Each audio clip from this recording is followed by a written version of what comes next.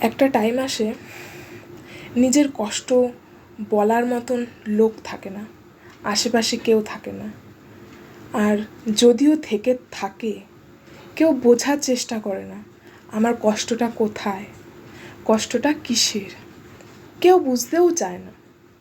আর যদি তুমি কাউকে কষ্টের কথা বলতে যাও, তাহলেই তুমি খারাপ, তাহলেই তুমি বোকা।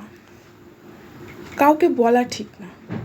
তোমার যদি কোনো কষ্ট হয়, কোনো প্রবলেম হয়, কাউকে বলা উচিত না।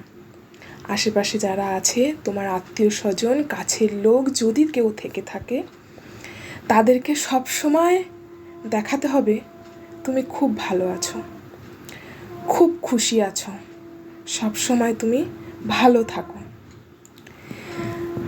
জীবনটা বড় কঠিন, এইটা হলো বাস্তব।